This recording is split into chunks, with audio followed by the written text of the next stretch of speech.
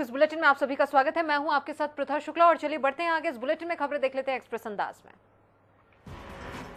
Corona के खिलाफ UP के लोगों को मजबूत सुरक्षा देने के लिए यूपी सरकार ने 10 जनवरी से ही बूस्टर डोज देना शुरू कर दिया था। कोरोना से सुरक्षा और सुनिश्चित करने के लिए यूपी में आज बूस्टर डोज के महाअभियान चलाए जा रहे हैं और वहीं सरकार का लक्ष्य है कि ज्यादा से ज्यादा लोग बूस्टर डोज ले सके। यूपी में स्वास्थ्य विभाग की जिम्मेदारी संभाल रहे उप मुख्यमंत्री ब्रजेश पाठक ने कहा कि अस्पतालों में कोवैक्सीन और कोविशील्ड वैक्सीन पर्याप्त मात्रा में उपलब्ध है। अपील की है कि अधिक से अधिक लोग बूस्टर डोज लगवाएं। आपको बता दें कि 15 जुलाई से 30 सितंबर तक राज्य प्रकाशन यहां डोज अभियान चलाया जा रहा है। स्वास्थ्य विभाग ने 60,000 लोगों को वैक्सीन लगाए जाने का लक्ष्य रखा है। सुबह 9 बजे से टीकाकरण अभियान शुरू हो चुका है, जो कि शाम 5 बजे तक जारी रहेगा। जानकारी के मुताबिक 203 जगहों पर बूस्टर डोज का टीकाकरण होगा। इसमें 12 जिला स्तरीय अस्पताल शामिल हैं। 8 नगरीय सामुदायिक स्वास्थ्य केंद्रों में टीकाकरण होगा। 11 ग्रामीण सामुदायिक स्वास्थ्य केंद्रों में अभियान चलेगा। 25 प्राथमिक स्वास्थ्य, 52 अर्बन हेल्थ पोस्ट सेंटर में लोग टीका लगवा सकते हैं। शहर ग्रामीण क्षेत्र के अलग अलग 95 क्षेत्रों को चुना गया है। गोरखपुर में मंत्री डॉक्टर संजय निषाद के खिलाफ गैर जमानती वारंट जारी किया गया है। साथ ही गोरखपुर के सीजेएम कोर्ट ने गिरफ्तारी के आदेश जारी किए हैं और मंत्री को 10 अगस्त तक कोर्ट में पेश होने के आदेश दिए गए। बता दें कि मंत्री संजय निषाद के आरक्षण की मांग पर दौरान उग्र आंदोलन और भीड़ को भड़काने का आरोप है। उत्तर प्रदेश के 75 बस स्टैंड को नई पहचान मिलने जा रही है। इन बस स्टैंड का नामकरण स्वतंत्रता संग्राम सेनानियों पर किए जाने की तैयारी है। आजादी के अमृत महोत्सव की तैयारियों की समीक्षा के दौरान मुख्यमंत्री योगी आदित्यनाथ ने इसे लेकर निर्देश दिए हैं। इसके अलावा प्रदेश की 75 बसों को भी स्वतंत्रता समर के योद्धाओं के नाम पर नई पहचान दी जाएगी। देश को नया उपराष्ट्रपति मिल गया है। एनडीए उम्मीदवार जगदीप धनखड़ ने भारी मतों से जीत दर्ज की है। उपराष्ट्रपति चुनाव में उन्होंने विपक्ष की संयुक्त उम्मीदवार मार्गरेट अल्वा को हराया है। धनखड़ को 528 वोट मिले, जबकि अल्वा को 182 वोट मिले। वहीं 15 वोटों को रद्द कर दिया गया। एनडीए उम्मीदवार जगदीप धनखड़ को करीब 74.46% वोट मिले। अब धनखड़ 11 अगस्त को उपराष्ट्रपति पद की शपथ लेंगे। देहरादून में यहां पहाड़ों की जगह जगह भूस्खलन होने से आवाजाही प्रभावित हो रही है। मैदानी क्षेत्र में नदियां उफान पर है। वहीं मौसम विभाग के अनुसार अगले 3 दिनों में प्रदेश में भारी वर्षा से राहत मिलने की आशंका है। उत्तराखंड में पर्वतीय क्षेत्रों में भी संचार सेवाएं मजबूत किया जा रहा है। मध्य प्रदेश मुख्यमंत्री पुष्कर सिंह धामी के अनुरोध पर केंद्र सरकार ने बीएसएनएल के 1206 टावर लगाए जाने की स्वीकृति दे दी है, जिसे लेकर टावर लगाने में लगभग 1 करोड़ रुपए की लागत आएगी। लखनऊ में स्वतंत्रता दिवस पर प्रमुख चौराहे पर एलईडी स्क्रीन लगाए जाएंगे और देशभक्ति से ओतप्रोत गीत चलेंगे। वहीं हर घर तिरंगा अभियान के तहत शहर के बाजारों और प्रतिष्ठान पर तिरंगा लगाया जाएगा। अलीगढ़ में अचानक कार में भीषण आग लग गई, जिसके बाद कार में सवार सभी लोगों ने कार से निकलकर अपनी जान बचाई है। सूचना पर मौके पर पहुंची दमकल की गाड़ी ने आग पर काबू पाया।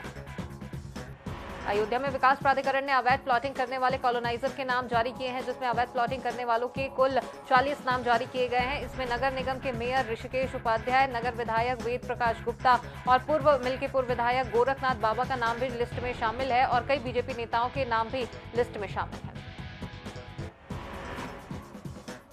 संत कबीर नगर में अवैध कारोबारियों के कई ठिकानों पर ड्रग्स विभाग ने छापेमारी की है, जिसमें लगभग 2 करोड़ का प्रतिबंधित दवा बरामद किया गया है। साथ ही ड्रग माफिया के पास से 15 लाख रुपए जब्त भी किए गए। देहरादून में आजादी के अमृत महोत्सव के अंतर्गत मुख्यमंत्री पुष्कर सिंह धामी का तिरंगा यात्रा शुभारंभ करेंगे और अगस्त क्रांति के उपलक्ष्य में आगामी 9 अगस्त को प्रदेश भर के विद्यालयों, महाविद्यालयों और विश्वविद्यालयों में तिरंगा यात्रा निकाली जाएगी।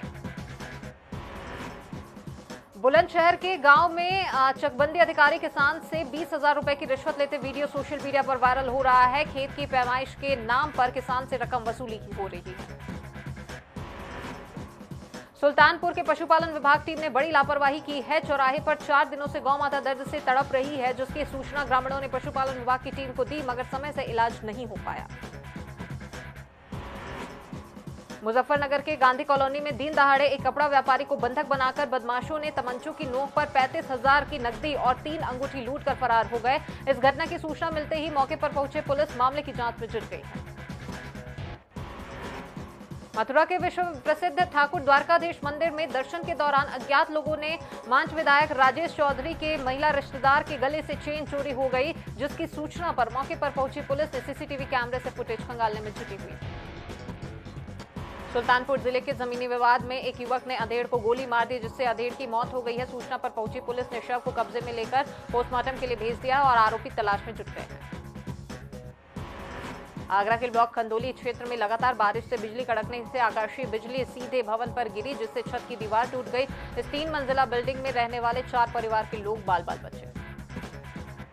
मथुरा के थाना वृंदावन में बांके बिहारी मंदिर के प्रांगण में सेवायत गोस्वामियों के बीच जमकर लात घूसे चले, जिसके बाद मंदिर परिसर में मारपीट का वीडियो वायरल हो रहा है। गोरखपुर के खजनी क्षेत्र में 2 गुटों में जमकर मारपीट हो गई। जिला कृषि अधिकारी के नेतृत्व में जांच करने आए सामने जमकर मारपीट हुआ और हंगामा हुआ। दोनों पक्षों में जमकर कुर्सियां और हाथ पैर चले। कई लोगों के हाथ में तो कई लोगों के सर में चोटें आई हैं। वीडियो सोशल मीडिया पर वायरल हो रहा है। अलीगढ़ के अकराबाद थाना क्षेत्र में तेज रफ्तार ट्रक और कार की भिड़ंत हो गई। कार चालक समेत मां बेटी की मौत हो गई, वहीं 2 छात्र गंभीर रूप से घायल हो गए। मौके पर पहुंची पुलिस ने शव को कब्जे में लेकर पोस्टमार्टम के लिए भेज दिया। कानपुर देहात अकबरपुर कोतवाली क्षेत्र में जैनपुर भाई राखी बांधकर ससुराल जा रही महिला की सड़क हादसे में मौत हो गई। जिला अस्पताल इमरजेंसी में तैनात डॉक्टर्स ने मृत घोषित कर दिया। संत कबीर नगर के पीएचसी में विधायक ने औचक निरीक्षण किया। विधायक के औचक निरीक्षण में स्वास्थ्यकर्मी गायब मिला। फर्जी तरीके से डॉक्टर बनकर इलाज करने की भी बात सामने आई है। विधायक अनिल त्रिपाठी ने तत्काल कार्रवाई के आदेश दिए।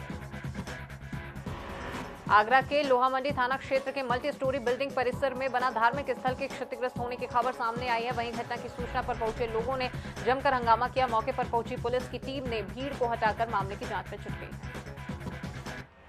हरिद्वार के कोतवाली ज्वालापुर क्षेत्र में बदमाशों ने दिन दहाड़े ताबड़तोड़ गोलियां चलाई, जिसकी सूचना के बाद 17 आरोपियों के खिलाफ पुलिस ने मामला दर्ज कर लिया है और भाजपा युवा नेता समेत अधिवक्ता के पुत्र को नामजद किया गया।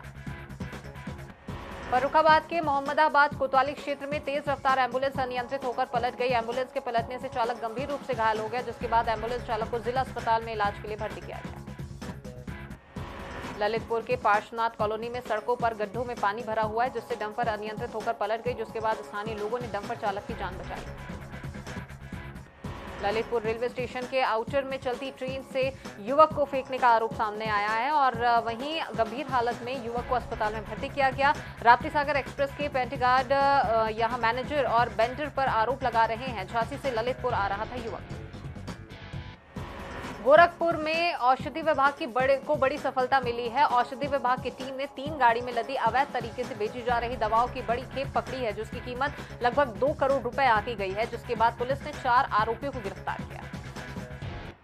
गाजियाबाद के इंद्रापुरम थाना क्षेत्र में बाइक सवार युवकों ने महिला के झुमके लूटकर फरार हो गए। वहीं लूट की वारदात सीसीटीवी कैमरे पर कैद हो गई है। वहीं पीड़ित महिलाओं की शिकायत पर पुलिस जांच में जुट गई।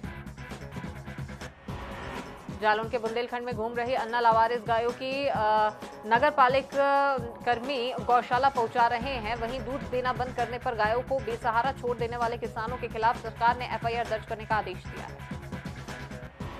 गाजियाबाद में तिरंगा शाखा अभियान के तहत आम आदमी पार्टी के यूपी प्रभारी संजय सिंह ने हिंडन नदी छठ घाट की सफाई की। वहीं उन्होंने कहा कि सरकार या प्रशासन से कोई उम्मीद न रखे, स्वयं ही अपनी नैतिक जिम्मेदारी निभाते हुए इस साफ सफाई अभियान का हिस्सा बने, अपने गाजियाबाद को स्वच्छ एवं साफ सुथरा रखने में हमारी मदद करें।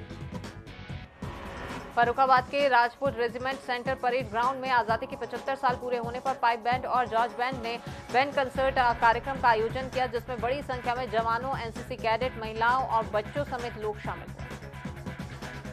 सहारनपुर में लगातार हो रही बारिश की वजह से लोगों की मुश्किलें बढ़ गई है। जलभराव की वजह से बारिश का पानी कई दुकानों में घुस गया और नालियों की ठीक से सफाई नहीं होने की वजह से जलभराव की समस्या हो रही है। इससे लोगों को काफी परेशानी उठानी पड़ी। महोबा जनपद में हजरत इमाम हुसैन की सवारी का जुलूस निकाला गया। जुलूस में इमाम हुसैन का घोड़ा जिस श्रद्धालु का प्रसाद खा लेता है, उसकी मुराद पूरी हो जाती है। यहाँ 70 से 80 हजार श्रद्धालु इमाम हुसैन की सवारी का दीदार करने आते हैं। कानपुर देहात के मंगलपुर थाना क्षेत्र में सांड बोरवेल के गहरे गड्ढे में जाकर गिर गया। गड्ढे में सांड के गिरने की सूचना पर लोग एकत्र हो गए, जिसके बाद ग्रामीणों की मदद से बोरवेल गड्ढे से सांड को बाहर निकाला गया। भदोही के गोपीगंज थाना क्षेत्र में ट्रेलर और मिनी ट्रक के भीषण टक्कर हो गई, जिसमें मिनी ट्रक सवार एक व्यक्ति की मौत हो गई। वहीं हादसे की सूचना पर पहुंची पुलिस ने शव को कब्जे में लेकर घायल को अस्पताल में भर्ती किया। हरिद्वार में लगातार हो रही बारिश से रोह नदी का जलस्तर बढ़ गया है। वहीं बाढ़ के खतरे को देखते हुए पुलिस प्रशासन ने जद में आने वाले मकानों को खाली कराना शुरू कर दिया है। वीरपुर डोंडा के मार्केट में पहाड़ से बड़े बड़े पत्थर गिरने से दुकानों को नुकसान पहुंचा है, जिसमें कोई मानव हानि नहीं हुई है। साथ ही वाहन भी इसकी चपेट में आए हैं। लगातार भारी वर्षा के चलते पहाड़ों में खतरा बना रहता है। फर्रुखाबाद के मोहम्मदाबाद कोतवाली क्षेत्र में देर रात मोहम्मदाबाद हवाई पट्टी के पास एम्बुलेंस पलट गई। एम्बुलेंस पलटने से चालक गंभीर रूप से घायल हो गया। आनन फानन में घायल को जिला अस्पताल में भर्ती कराया गया। ललितपुर के सदर कोतवाली में सड़क के गड्ढे में फंसकर बजरी मिट्टी से भरा डंपर पलट गया, जिसके बाद आसपास के लोगों में हड़कंप मच गया।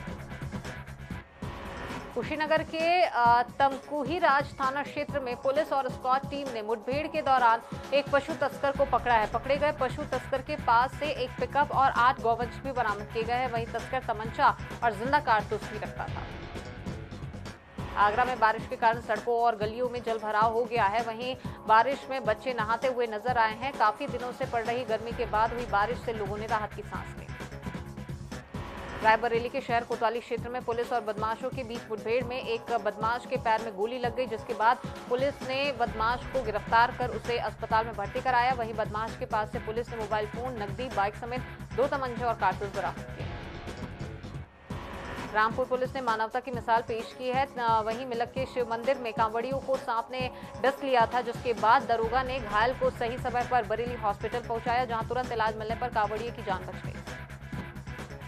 कानपुर देहात में बूस्टर डोज महाअभियान की शुरुआत अकबरपुर जिला अस्पताल से में फीता काटकर राज्य मंत्री ने की। वहीं राज्य मंत्री प्रतिभा शुक्ला समेत अन्य कई कार्यकर्ताओं ने बूस्टर डोज लगवाया। इधर राज्य मंत्री ने लोगों से वैक्सीन लगवाने की अपील की। मुजफ्फरनगर के मीरापुर थाना क्षेत्र में आकाशीय बिजली गिरने से कच्चा मकान गिर गया, जिसमें मां बेटे की घर में के मलबे में दबने से मौत हो गई। वहीं सूचना पर पहुंची पुलिस मामले की जांच कर शासन को भेजकर पीड़ित परिवार को आपदा प्रबंधन से मुआवजा दिलाया जाएगा।